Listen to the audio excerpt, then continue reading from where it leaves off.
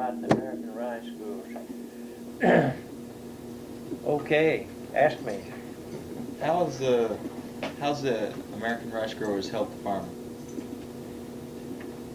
Well, first off, I'm Chester Jordan. I've been living around the Katy area for 60 years or more. Came here when I was 2.5 years old, and I was there when we organized the American Rice Growers many years ago. I can't tell you exactly the year now, but it was a long time ago. And we had done business through a Houston Rice Growers Association, and we decided we needed one in Katy. And we organized a group of the farmers at that time, and I was a young farmer at that time. We organized the American Rice Growers Katy Division. And it primarily it's owned and operated by the farmers who are members, and we pay a fee into it for the services that we get out of it. And the services are that our personnel there are trained to grade rice and let us know as farmers just what kind of rice we have, and they handle all of our sales and our paperwork and weights and everything about that crop after it left the farm and the dryers. So it was a means of helping us know what we had and to see that we got a fair deal from the mills when we sold this rice. Usually back there we had 2 sales a week, and the sale of rice is in those days was very unique. We do it differently now, but the mills would all come out. All the mills that was interested in buying rice would come out, and the association or our organization there would take samples of our rice. We would send them in a sample in a large bag, well, maybe 10 pounds. It had a lot number and a variety number and all those things on it. And each mill would secretly, or they would take samples of this rice and they would grade. These mills were represented by rice buyers, and they came to our office in Katy twice a week, maybe on Tuesdays and Fridays or something like that. And they would take sample. They didn't know what farmer they were dealing with. The bags were stacked in order, and they had a number on them, and the buyers did not necessarily know whose rice they were buying at the time. Well, in some cases they did know too. But they would grade this rice, and they would rub it out, and they would, in fact, they would mill some of it and look at it and see what kind of a miller, how it would mill, how much would be broken, how much damage, and all this. And when they looked at it, they would make a secret bid. Each mill would make a secret bid on that lot of rice. Some lots they might not bid on at all. They may not want it. And at a certain hour, at say 11 o'clock in the morning, each mill would turn his bid in to our manager and the people running our association, and they would tabulate those bids, and then they put the tabulation on a sheet, and your rice is there, and they show what each mill bid on your rice and who was the highest bidder. And you had the privilege of rejecting or okaying that bid verbally. If you wanted to sell your rice, you would okay the bid, the highest bidder. The mills that were in those days, maybe 5, 6, 7, or 8 or 9 mills would be bidding on rice. And so if you wanted to sell, if you were satisfied with the price, the highest price, you would okay that price. It was a verbal agreement, and it was honored by the mill and the farmer. Uh, then the association there would handle your sale of that rice. The rice usually was in storage somewhere in one of the big dryers. And one day the mill would say, well, we want Jordan's lot of rice. And our association would start, they'd notify us, and maybe, or we used to ship the rice out of Brookshire and Katy in boxcars mostly. And now, of course, later it was shipped out a lot in trucks. But in the beginning, it was all shipped out in cars. So the association would order the cars for me, for us, or any farmer that was a member who was selling his rice. And they would weigh the rice out and see that the rice was weighed correctly, and the right rice was put in the boxcar, and all the paperwork was done, and that rice was shipped to the mill in Houston usually, or maybe somewhere in Louisiana. And later, as the rice reached Houston, it was reweighed and unloaded into the mill, and then usually a couple of weeks, the mill would send a check for that rice back to the rice growers, our association. And they in turn would process it, and we usually paid about 6 or 8 cents a hundredweight into our own organization to keep it going. That's the way we financed and paid our manager and helpers and graders and what have you.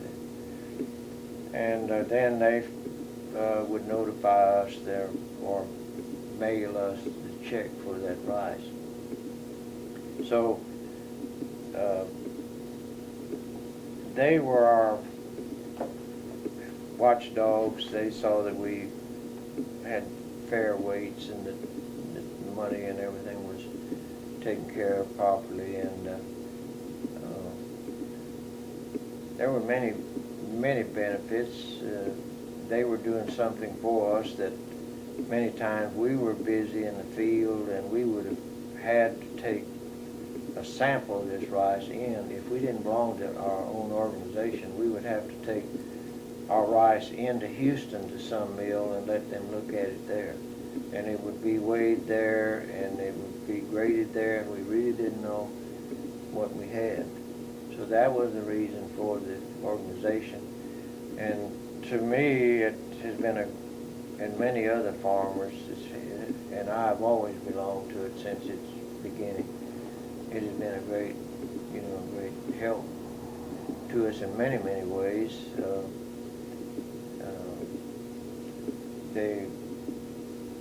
That organization kept abreast of new farm laws and things that pertain to rice farming, and we usually, through that organization, were able to keep in touch with what was going on in Washington, things that affected rice farming, farm laws and things that were being passed down through the years. So those are some of the things that will help, that the Rice Growers Association helped. And I've always been for it, 110% or more. I've always believed in it, because we were doing things together as a group, and of course you're stronger that way. There were farmers who didn't go along with us or didn't belong to that organization, but that was their privilege. They didn't have to join it. If you joined, you had to pay a small fee, but to me it was always worth every penny of it. And even the farmers that didn't belong were helped because of what we did. We got fair prices, and we got a little better prices because we belonged as a group, and we were stronger as a group than an individual just going down and dealing with a big rice mill. So wasn't anything there's not anything all that spectacular about that organization, except that it's just to me, it's just been one that I wouldn't have ever wanted to have done without. It would have been a lot of extra work to have done without it, and in the end, it would have cost me a lot more than I ever put into it. And it's a non-profit organization, and this organization spends what it has to for the operation, and if there's any money left over, each grower, each member is credited with an equity in proportion or accordance to the amount of rice he brought in, the amount of business he did with them, see. So we, besides being a help to us, we have built up an equity in dollars and cents in the organization. We have our own drying. Besides handling the sale of the rice in those years past, we also realized that we need to handle the storage and drying.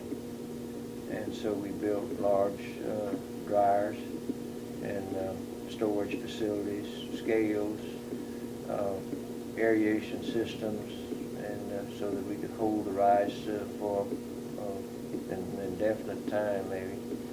So along with a sales office taking care of the paperwork and our sale of our rice, we also had the big dryers that when we harvest the rice, we take it in there and it has to be dried down to about 12% before it's ever sent to the mill. So in this respect, the association was a great help too. In fact, there were many times during the years that we couldn't sell rice. We had to store it. And then times changed, and we got larger and faster equipment, and we had to move. The dryer had to move more quickly. They had to put in more drying units and more storage and handle everything faster to keep up with the farmers. And we changed varieties of rice, and instead of taking 4 months to grow it, we were doing it in 100 days.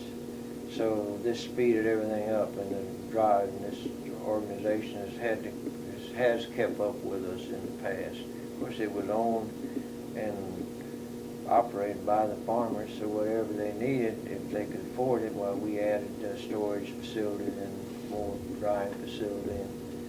And of course, now the thing is going in reverse.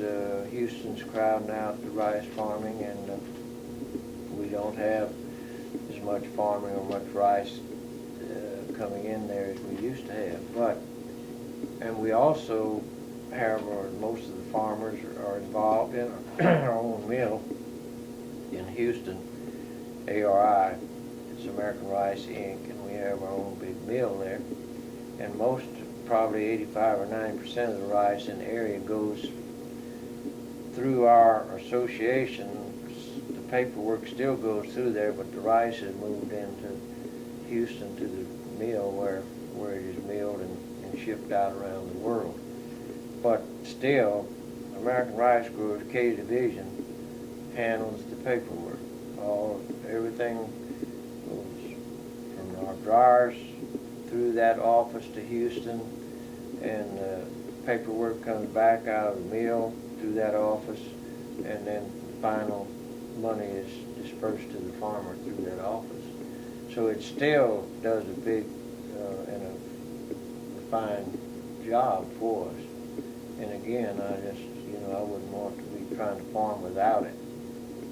So that's some of the things, and I didn't think to tell you, and you can find out from Mr. Wren just exactly how many years we've been in existence, but it's been a long time. He may have mentioned to you, did he ever tell you? Yeah, they did formed 1939. 39. Well, I was farming the first few years on my own at that time, and I was very interested in it. And my father was a farmer, and some brothers along with me. And there were a lot of farmers in this area at that time. They all saw the need. Like I said earlier, we were dealing through an office out of Houston, and it was not a satisfactory setup. So we created this. The main office was of American Rice Growers. Was the parent company was in Lake Charles, Louisiana.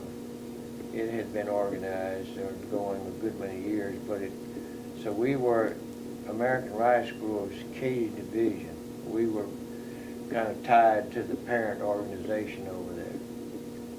But some years back, it finally, with ARI, the big mill in Houston, we disbanded the mother corporation or co-op over there because it had served its purpose and we didn't need it anymore. But we kept the divisions in the different rice growing areas like Garwood or El Campo or Bay City or those different places. There are other divisions of the American Rice Growers, but this is the Katy division here. And this is the one that I, of course, have always been a part of.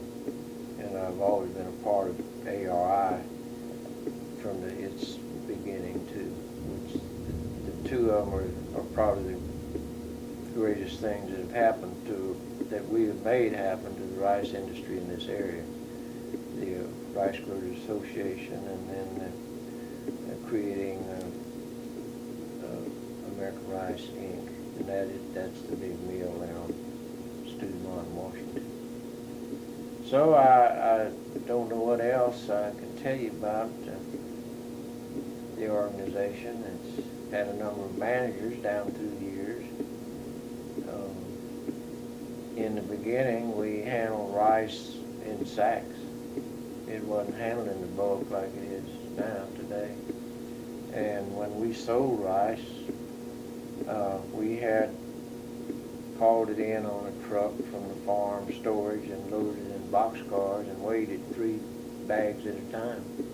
And one of our men from the office there or somebody from the mill would grade that rice, each sack, and we put it on the scale. They had a little instrument called a trier, and they would stick through this burlap bag and get a little handful of rice.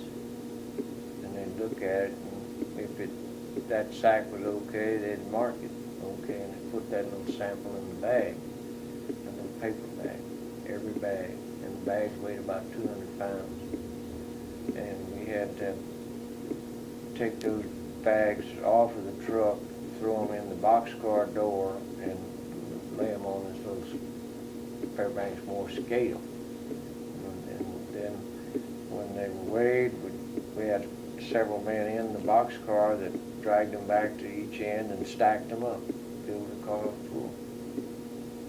But our organization was there seeing that it was all done and the weights were correct and things like that. Then that didn't last many years until World War II came along, and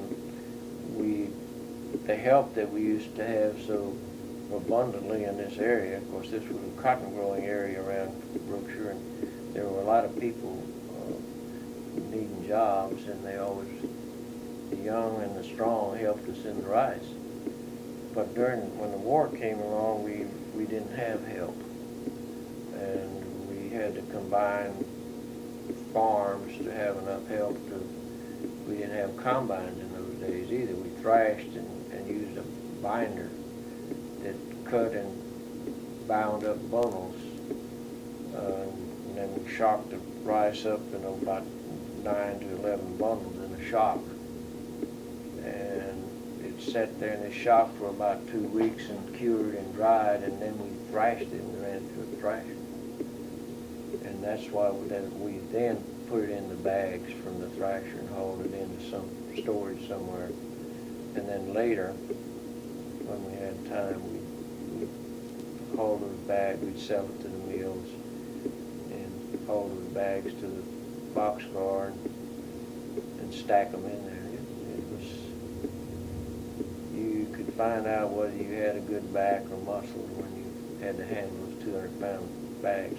Two men would pick them up, and then when you put them up high as your head, you had a third man that boosted them up. You'd pick them up and push them up. So that's kind of the way that's what we were doing when we organized American Rice Growers. That's the way we were handling rice. There were no combines and no nice trucks and tractors and things that you see today. And that was all much, much different then. I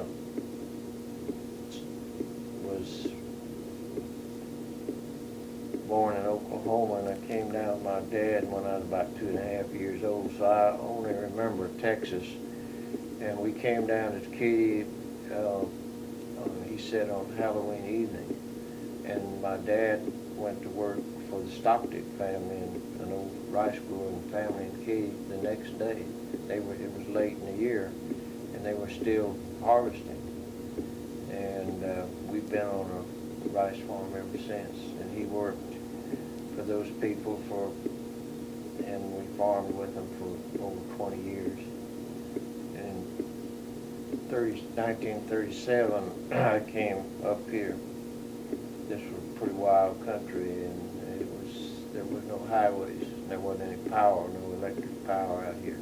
There wasn't any road out here. I blacked out the road even. And I lived out here 20, 30 years in the rain like this. Today, you wouldn't get out. I'd have to pull you out of the tractor. And so we've seen many, many changes, but when I started out, we were still in the horse and buggy days. We were still harvesting and farming with horses and mules. And today, I say, not boasting about it, but it's just one of those things that happened. I started out in the horse and buggy days, and I've come to the place where I fly my own plane too. And so I've come a long ways in the 50 crops. I farmed about 50 crops of my own, but I was on the farm a lot longer than that. And so I've come from the days when we were doing our plowing and a lot of the harvesting with horses and mules to the day when we're doing a lot of our work with an airplane, and I have my own plane that I just fly for. I can check the irrigation water and go for parts and see that if we're getting grass or anything's going wrong. I do it by air. I just fly. Keep my plane right out in the hangar right out. Has nothing to do with American Rice Growers, but that's just a little bit about what my interest in what I've done over the years and how I was involved in the rice farm. It's been all my life. I've been many other things too, but rice farming is the principal business. I've grown soybeans, wheat, safflower, or not safflower, but sunflower, all kinds of things. I had a pretty large herd of red Angus cattle one time. And I sold them about 12 years ago. So it used to be that rice and cattle were the two things that went on together out here. We raised rice one year and let the land lie fallow 2 years and kept the cattle on. The third year we go back in rice. So rice 1, cattle, pasture, or fallow land 2 years. But then we got into the soybeans, and we were planting rice one year and following rice with soybeans, and then rice, soybeans. It was every other year. We had something on the land. But you were at the mercy of the weather with soybeans, so a few years ago I quit them, and the price is down too. And sometimes you needed rain, and then sometimes you got too much. And when the beans were setting on and you've got dry weather, well, they fall off. And about harvest time, you get too much rain, and the beans would get moldy or mildew. So that was, to me, we just had to quit them. And we were still will raise some under. There are a lot of my neighbors that still raise, and then some of them are quitting them. Just like we need something else to farm along with the rice. We don't know. We haven't found it yet. That's profitable. Well, I've tried wheat. In fact, when we first organized American Rice Growers, it was not uncommon to have rice, corn, peanuts, sweet potatoes, cotton. We raised all. A large rice farm then was, a large farm was 400 acres. And in the beginning, 150 or 60 acres of rice was a good stuff, because you did it all with, not like the Thailanders or the Chinese, but we were doing it with horses and mules, and that was slow. And it was tedious, it was hard work, and we were always in the mud. Rice farming sometimes pretty muddy work. And few people, there wasn't everybody that cared about rice farming. It was something you had to be out when it was raining like this. You couldn't take a nice nap and not worry about it. You knew when it quit raining, you had to be out there and walking those levees, and because the rain filled the fields and broke the levees, and you were losing all your water. So you had to be out there and work, and sometimes I was out at 2 o'clock in the morning in the dark, and when you have a moccasin crawl across your foot in the dark, it does get your attention, you know. And there were a lot of snakes in those days, and this was pretty wild country, you know. But this was what you had to do if you were a rice farmer. You couldn't cotton farm. If it rained, you just had to quit. But a rice farm, if it rained, it break the levees sometimes. See, we pump and fill these little fields up with water, and then if you get too much water, they run over and they break, and the water goes toward Houston. So you have to go out there then. In those days, you went out with a shovel, and you fixed those broken places with a shovel. You shoveled that, and you had on, maybe it was still raining when you were out there, you know, and you had your pants legs rolled up here, you know, barefooted. You didn't wear boots. It'd wear you out walking around in deep water in boots. So it was pretty interesting and a whole lot different than it is today. Today we've got these monstrous machines that cut a 24-foot swath, and you're in an air-conditioned cab, and one man's doing it. You don't have any dust or anything like that we used to have. Everything was open in the beginning. Nothing with cabs. No one ever heard of a thing like that. You were out there in the heat and the dust and the weather and whatever. So we've come a long ways, and American Rice Growers, our organization, has progressed right with us, because it was a part of us, and we were a part of it.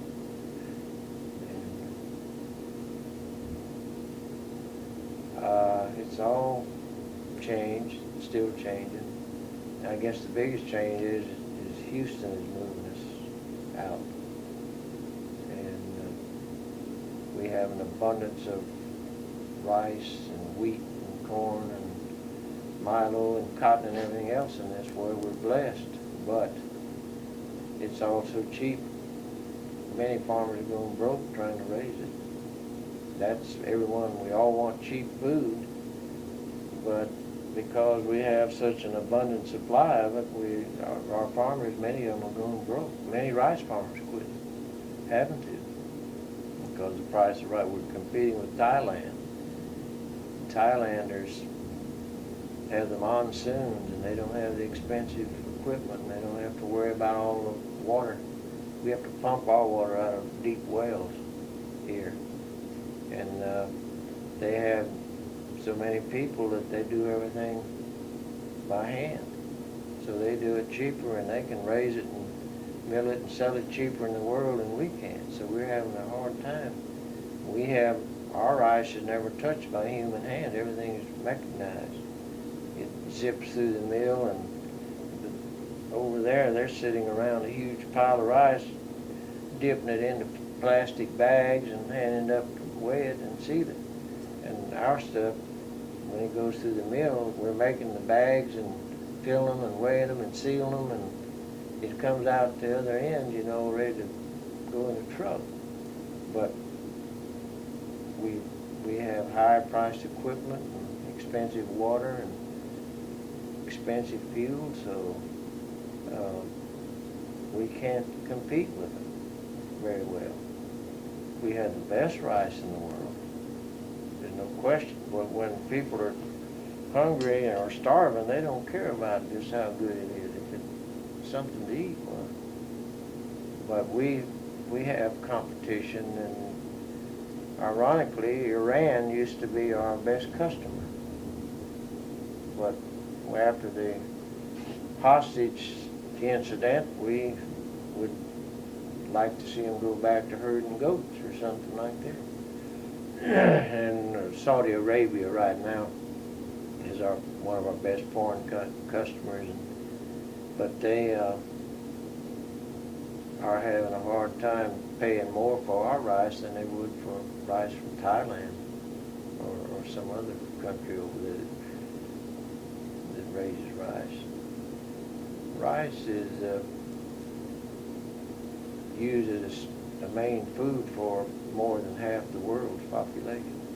I thought bread was the staff of life, but I found out that rice has been known before the written word, and more people depend on it for food than they do wheat.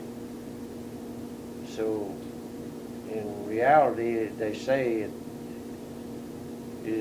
has more power. It is more powerful than the atomic bomb in controlling the world, because so many people depend upon it for food.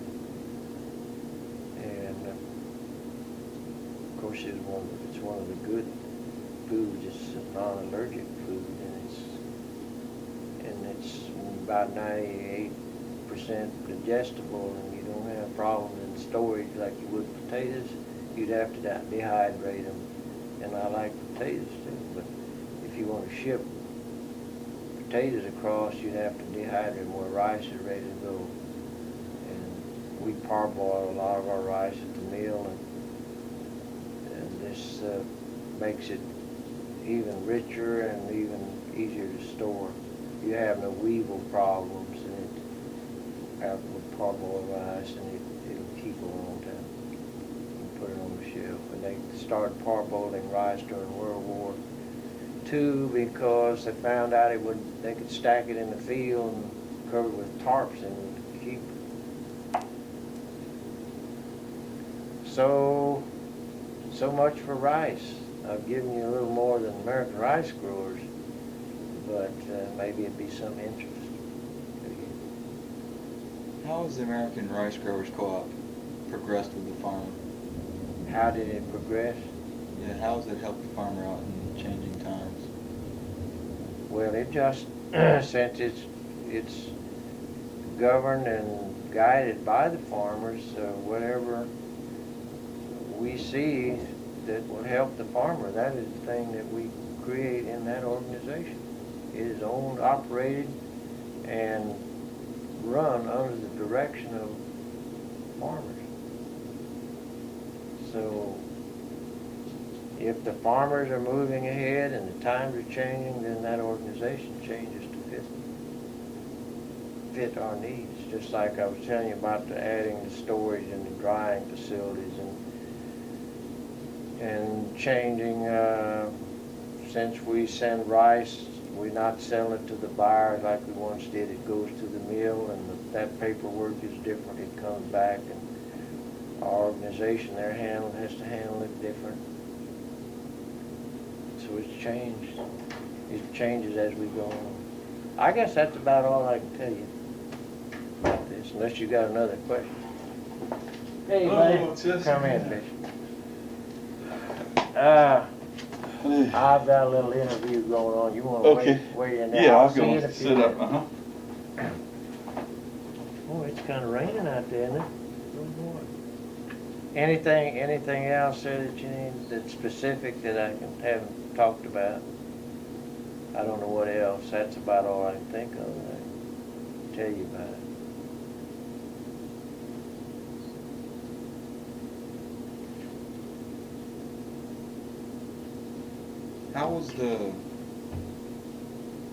How has the co-op been helpful in the transportation of rice? Did they help with?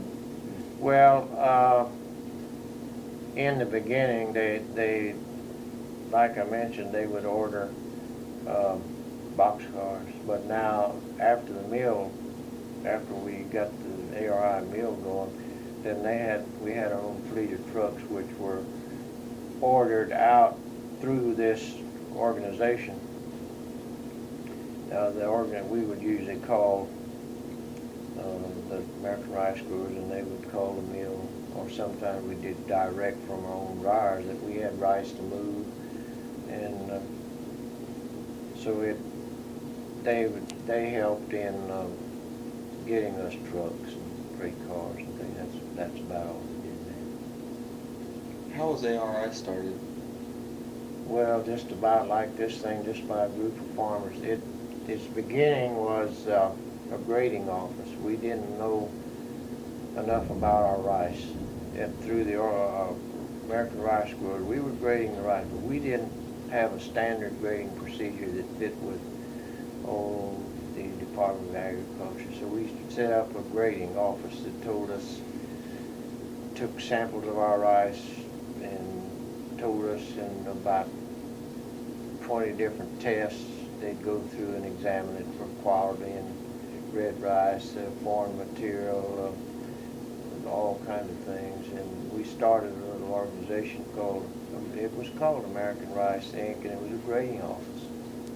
And the big mill down there was Blue Ribbon Rice Mill, owned by a number of organizations, like they were rice growing associations, but we lost some control of it, and so this little grading office, composed of farmers again, decided that and the money was available through certain banks, that maybe we could just buy the mill and reorganize it, and that's what we did. We bought the mill out from the original stockholders and paid them all their equities, and everybody had some equities in that concrete that sits there. And so we reorganized, and it started out through a grading office. And then we have our own, there are about 30 directors, give or take. They're all producers in that ARI that govern the mill. And we have our people hired in there, our specialists in every case. But the directors of that mill and the American Rice Growers are producers and rice growers. You can't sit on the board without being a producer. So you have to be a farmer to be right. You've got to be a farmer. You've got to be directly concerned with the farm operation and growing of rice to be a director. So that's kind of how it started out through a little grading office that we needed. We just didn't know enough about our product. And from that little organization, we bought the mill out, and it was part of our own organization too, that mill was. But when we bought it out, it was changed up. It was brought up to date, under better management, better control. We sell rice around the world from that mill. Some 100 countries, give or take some. But we are selling the mill in Houston and moving to Freeport. We're building a new mill. This mill is on downtown Houston property. And to cut down expenses and taxes, for instance, we're selling this, gonna sell this mill, but that we're by the end of this year, 86, we will hope to be milling and packaging rice at Freeport. And the reason is to move there, we'll cut out the big taxes, and we'll be able to load ships directly from the mill and bring in rice from Mississippi, Louisiana on barges. Right, that's the cheapest freight, cheapest way we can go. That's about all time I've got for you. Thank you very much. All right.